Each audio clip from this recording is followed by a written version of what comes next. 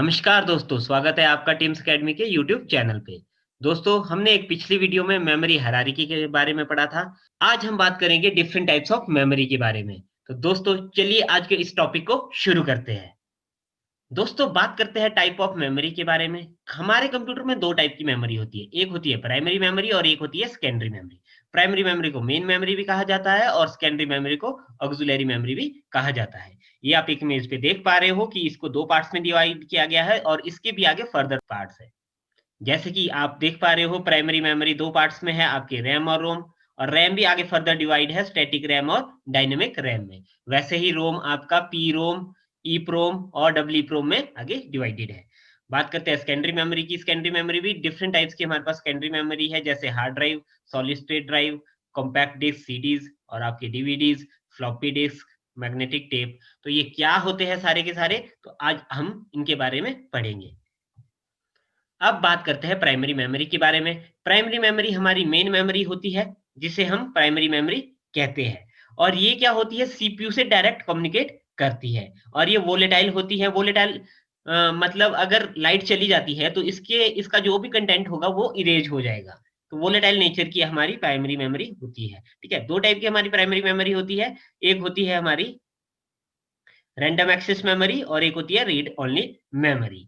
अब बात करते हैं हम रैम के बारे में। रैम क्या होती है, हमारी रैंडम एक्सेस मेमोरी। ये हमारी एक मेन मेमोरी होती है, जिसे हम रीड एंड राइट मेमोरी भी कहते हैं। ये क्या करती है, सीपीयू से डायरेक्ट कम्युनिकेट करती है। अगर इसने सीपीयू ने कुछ भी रीड या राइट करना हो उस मेमोरी पे, तो वो डायरेक्टली इस मेमोरी पे रीड या राइट ऑपरेशन परफॉर्म कर सकता है। बट सेकेंडरी मेमोरी पे ऐसा नहीं हो पाता है। क्यों नहीं होता है, हम जब सेकेंडरी मेमोरी के बारे में पढ़ेंगे तब मैं आपको वो चीज बताऊंगा।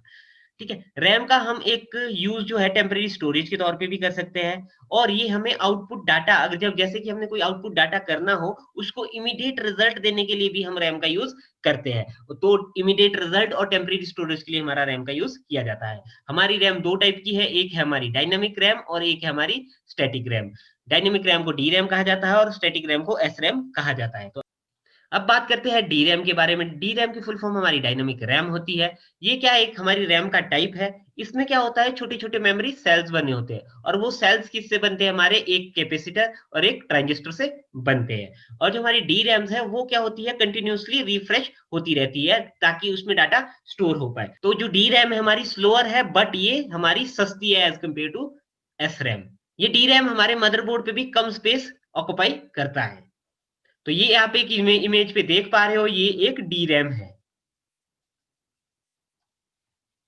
अब बात करते हैं हम एस रैम के बारे में। एस रैम क्या होता है, हमारी स्टैटिक रैम होती है। ठीक है, एस रैम में क्या होता है, डाटा स्टोरेज के लिए हमें कंटिन्यूस रिफ्रेश करने की जरूरत नहीं होती है। ये एक टाइम इंटरवल के बाद रिफ्रेश होता है और इसमें हम डाटा स्टोर करते हैं। ठीक है, और यहाँ पे हमारे कैपेसिटर यूज नहीं होते। अगर हमने एक मेमोरी सेल के लिए यहाँ पे एक सिर्फ ट्रांजिस्टर्स का यूज किया जाता है, कैपेसिटर का यूज यहाँ पे नहीं होता है। और जैसे हमारी कैशे मेमोरी होती है ना, जो स्मॉलेस्ट बस्ट फास्टेस्ट मेमोरी, तो इसका एसरैम का कुछ पार्ट ही एज ए कैशे मेमोरी के तौर पे भी यूज किया जाता है। और एसरैम क्या है, हमारी डी रैम से ज्यादा एक्सपेंसिव है, बट उससे फास्ट भी है। ठीक है, अब बात करते हैं हम रोम के बारे में। रोम की फुल फॉर्म होती है रीड ओनली मेमोरी।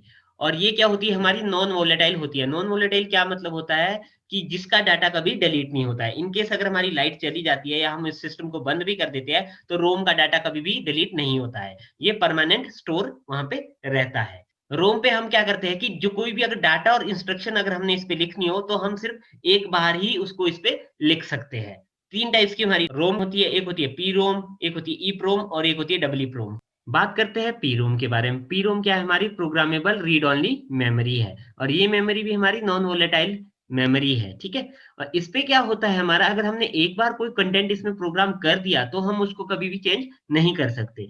और ये क्या है, हमारा वन टाइम प्रोग्रामेबल डिवाइस है जो पी रोम है हमारी। और इस टाइप की रोम जो हमारी वो वीडियो गेम्स या मोबाइल फोन में मिलती है। सेकंड है हमारा erasable programmable read only memory, EPROM. ये भी हमारा एक टाइप का रोम है, बट हम इसमें एक स्ट्रॉन्ग अल्ट्रावायलेट लाइट से हम इसके डाटा को इरेज कर सकते हैं और उसे द्वारा रीराइट कर सकते हैं। इसको यूवी ईप्रोम भी कहते हैं। ठीक है, उसका फुल फॉर्म होती है हमारी ultraviolet erasable programmable read only memory. अब बात करते हैं डबल ईप्रोम। ये भी हमारी एक रोम का टाइप्स है। इसकी फुल फॉर्म है electrically erasable programmable read only memory. जैसा कि इस फुल फॉर्म से आपको पता ही चल रहा होगा, इलेक्ट्रिकली इरेजेबल मतलब जो इसके डाटा है इस टाइप की रोम का, वो इलेक्ट्रिकली इरेज किया जा सकता है। और ये सबसे फ्लेक्सिबल टाइप की रोम है। और सबसे ज्यादा जो हमारी ये वाली रोम यूज की जाती है वो बायोस को हैंडल करने के लिए, बायोस की सेटिंग्स को होल्ड करने के लिए इस टाइप की रोम का हम यूज करते हैं। तो ये थे डिफरेंट टाइप के रोम के टाइप्स। तो अब हम बात करेंगे सेकेंडरी स्टोरेज की बात। तो चलिए नेक्स्ट स्लाइड की तरफ। अभी तक हमने बात की थी प्राइमरी स्टोरेज के बारे में, अब हम बात करेंगे सेकेंडरी स्टोरेज के बारे में और सेकेंडरी मेमोरी जिसे हम कहते हैं। तो सेकेंडरी मेमोरी क्या करती है, हमारी जो रैम और रोम से ज्यादा डाटा हैंडल कर पाती है। अगर रैम की अब आपकी कैपेसिटी एक लिमिट तक ही होती है, तो एक लिमिट तक ही वो डाटा स्टोर कर सकती है। तो हम क्या यूज करते हैं, सेकेंडरी स्टोरेज डाटा यूज कर सकते हैं, जहां पे हम कोई भी अपनी फाइल, मूवीज वगैरह को हम स्टोर करके रख सकते हैं और कितने भी लंबे टाइम तक रख सकते हैं। सेकेंडरी स्टोरेज से हम अगर डाटा एक्सेस करने की ट्राई करते हैं तो हम उसे डायरेक्ट एक्सेस नहीं कर सकते, क्योंकि जो सेकेंडरी स्टोरेज डिवाइसेज होते हैं वो सीपीयू से डायरेक्ट कम्युनिकेट नहीं करते हैं। तो इसलिए अगर हमने कोई भी डाटा अगर एक्सेस करना हो सेकेंडरी स्टोरेज से, तो सीपीयू पहले रिक्वेस्ट करेगा प्राइमरी स्टोरेज के लिए, ठीक है, जैसे रैम को, फिर आपका रिक्वेस्ट आएगी सेकेंडरी स्टोरेज के लिए। और जो सेकेंडरी स्टोरेज डिवाइसेस होते हैं हमारे, वो स्लोअर होते हैं और चीपर होते हैं एज कम्पेयर टू हमारे प्राइमरी स्टोरेज डिवाइसेस। जैसे कि आप इमेजेस पे देख पा रहे हो, ये एक सारे सेकेंडरी स्टोरेज डिवाइसेस हैं। जैसे कि ये हमारी हार्ड डिस्क ड्राइव है, ये हमारी सीडी है, ठीक है, जिसे हम कॉम्पैक्ट डिस्क कहते हैं, और ये हमारी टेप ड्राइव है। जैसे मैग्नेटिक टेप ड्राइव हम यूज करते थे ना पहले, ये भी हमारे अभी भी यूज किए जाते हैं स्टोरेज के लिए। बात करते हैं स्टोरेज की, तो हमारे पास यहाँ पे सेकेंडरी स्टोरेज में तीन टाइप की स्टोरेज है, एक मैग्नेटिक स्टोरेज है, एक ऑप्टिकल स्टोरेज है, और थर्ड सॉलिड स्टेट स्टोरेज है। तो मैग्नेटिक स्टोरेज में क्या होता है, हमारा मैग्नेटिक फील्ड यूज की जाती है हमारी कोई भी डाटा को रिकॉर्ड करने के लिए। जैसे हमने ऑडियो वीडियो कोई रिकॉर्ड करना हो तो मैग्नेटिक फील्ड का यूज किया जाता है। और इस टाइप की जो हमारी डिवाइस है वो हार्ड डिस्क ड्राइव है, फ्लॉपी डिस्क है, और मैग्नेटिक टेप इसके बेस्ट एग्जांपल है मैग्नेटिक स्टोरेज के। अब सेकंड बात करते हैं ऑप्टिकल स्टोरेज की। ऑप्टिकल स्टोरेज में अगर हमने रीड या राइट करना हो डाटा, उसके लिए हम लेजर का यूज करते हैं। और इसके भी बेस्ट एग्जांपल है हमारे सीडी, डीवीडी, ब्लू रे डिस्क, इसके बेस्ट एग्जांपल है ऑप्टिकल स्टोरेज के। थर्ड जो हमारा आता है वो आते हैं solid state storage. Solid state storage में क्या होता है, हमारे सिलिकॉन माइक्रोचिप्स यूज की जाती है डाटा को स्टोर करने के लिए। तो इस टाइप की बेस्ट एग्जांपल हमारी, जैसी हमारी एसएसडी आ गई है, पेन ड्राइव है, मेमोरी कार्ड है जो हम लोग फोन में यूज करते हैं, वो इसके बेस्ट एग्जांपल है।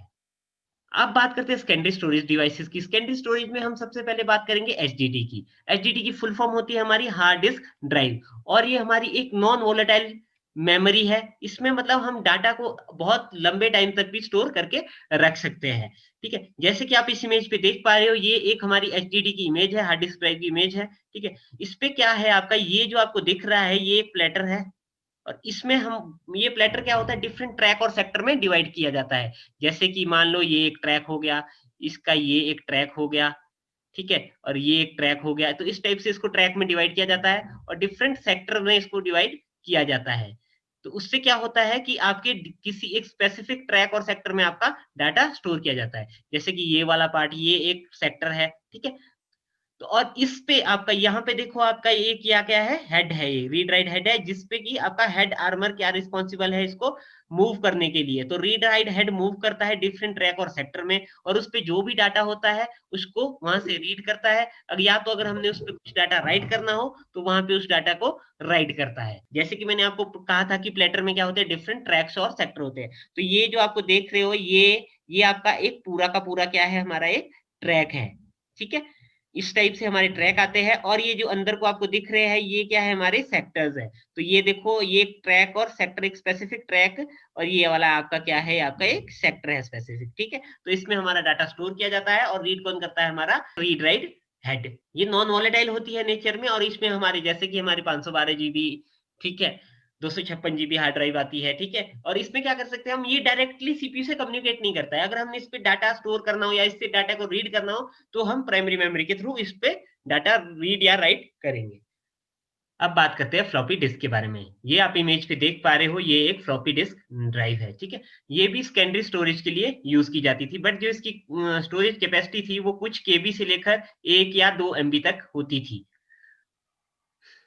बात करते हैं मैग्नेटिक टेप की। ये जो आप इमेज देख पा रहे हो, ये एक मैग्नेटिक टेप है। इसमें जो डाटा स्टोर किया जाता है वो मैग्नेटिक मटेरियल की फॉर्म में किया जाता है, और इसकी जो कैपेसिटी होती है वो बहुत ज्यादा होती है एज कम्पेयर टू हमारे फ्लॉपी डिस्क एक्सेट्रा।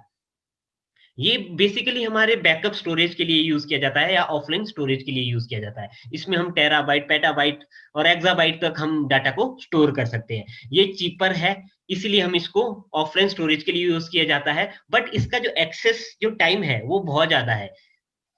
बात करते हैं ऑप्टिकल डिस्क की। ऑप्टिकल डिस्क वो डिस्क होते हैं जहां पे लेजर का यूज किया जाता है रीड या राइट करने के लिए। सीडी और डीवीडी जो अब आप इमेजेस पे देख पा रहे हो, ये बेस्ट एग्जांपल है ऑप्टिकल डिस्क के। जैसे कि हमारे पास डिफरेंट डिफरेंट ऑप्टिकल डिस्क है, जैसे कि ब्लू रे डिस्क है, उसकी जो कैपेसिटी होती है वो सबसे ज्यादा होती है, उसकी 40 जीबी तक की आपकी कैपेसिटी होती है। उसके बाद आती है हमारी डीवीडी। डीवीडी क्या होती है? Digital versatile disc. ये दो टाइप्स की होती है, जैसे कि डीवीडी आर और DVD R W. DVD read और डीवीडी रीड राइट। इसमें क्या होता है, जो ये डीवीडी आर होती है, सिर्फ हम इस पे एक ही बार डाटा डाल सकते हैं, उसके बाद इस पे हम इस डाटा को कभी इरेज नहीं कर सकते हैं। बट जो डीवीडी रीराइटेबल होती है, उस पे हम डाटा को बार बार डाल सकते हैं और डाटा को बार बार इरेज कर सकते हैं। और उसके बाद बात करते हैं हम सीडीज की। सीडीज की फुल फॉर्म होती है कॉम्पैक्ट डिस्क। इसकी भी दो टाइप्स होते हैं, एक सीडी आर, एक सीडी आर डब्ल्यू। ठीक है, एक होती है रीड और एक होती है रीड राइट। तो जो रीड वाली होती है, इसमें भी हम सिर्फ एक बार डाटा को राइट कर सकते हैं और उसके बाद तो सिर्फ हम उसको रीड ही कर सकते हैं। और जो रीराइटेबल होती है, उस पे हम डाटा को बार बार इरेज कर सकते हैं और डाटा को बार बार उस पर राइट कर सकते हैं। अब बात करते हैं हम इनके रीडिंग के लिए जो यूज किए जाते हैं। जैसे ये एक आपका सीडी रोम है, ये आपका डीवीडी रोम है। इनको रीड करने के लिए ये सीडीज को ही रीड करेगा, ये आपका सीडी और डीवीडी दोनों को रीड करेगा। ये वाला आपका डीवीडी को रीड नहीं करेगा, बट ये आपका सीडी और डीवीडी दोनों को रीड करेगा। ठीक है, सबसे पहले आते हैं हमारे सीडी रोम। सीडी रोम सिर्फ रीड करते हैं सीडीज को। ठीक है, अगर आपने के पास सीडी है और ये वाला एक सीडी रोम है, यहाँ पे देखो कॉम्पैक्ट डिस्क लिखा हुआ है, इस पे सिर्फ सीडी रीड करेगी। ठीक है, अगर हमारे पास सीडी राइटर है तो उस पे रीड भी कर सकते हैं हम सीडी को और उसको बार बार राइट भी कर सकते हैं। ठीक है, और अगर हमारे पास डीवीडी कॉम्बो है तो उस पे हम रीड और राइट सीडीज को कर सकते हैं और रीड कर सकते हैं और सिर्फ डीवीडी को। तो इस टाइप का आपका डीवीडी कॉम्बो होता है। ठीक है, और डीवीडी राइटर की अगर हम बात करें तो उस पे हम रीड राइट सीडीज को भी कर सकते हैं और रीड राइट डीवीडीज को भी कर सकते हैं। मान लो अगर आपके पास डीवीडी रीराइटेबल है बट आपके पास डीवीडी राइटर नहीं है, तो आप उसको द्वारा राइट नहीं कर सकते हो, सिर्फ आप उसको सिर्फ डीवीडी कॉम्बो में सिर्फ आप उसको प्ले कर सकते हो। बात करते हैं एसएसडी की। एसएसडी की फुल फॉर्म होती है सॉलिड स्टेट ड्राइव। ठीक है, तो इस पे क्या आते हैं, हमारे जो मेमोरी कार्ड्स और हमारे जो पेन ड्राइव आते हैं वो सॉलिड स्टेट स्टोरेज में आते हैं। ठीक है, उसकी कैपेसिटी जैसे कि मेमोरी कार्ड की हमारी कैपेसिटी होती है 2 GB 4 GB, वैसे ही हमारे पेन ड्राइव की होती है 32 GB 64 GB 16 GB। तो इस टाइप के हमारे स्टोरेज के लिए यूज किए जाते हैं सॉलिड स्टेट स्टोरेज। और इसमें क्या होता है कि सिलिकॉन्स की चिप्स होती है और उस पे डाटा स्टोर किया जाता है। ये था हमारा प्राइमरी और सेकेंडरी मेमोरी के बारे में। आई थिंक आप लोगों को समझ आ ही गया होगा। तो दोस्तों, कैसा लगा आपको हमारा ये वीडियो, हमें कमेंट करके जरूर बताएं। अगर आपको हमारा ये वीडियो पसंद आया है तो इसे लाइक कीजिए, शेयर कीजिए, और अगर आपने अभी तक चैनल को सब्सक्राइब नहीं किया है तो चैनल को सब्सक्राइब कीजिए। धन्यवाद।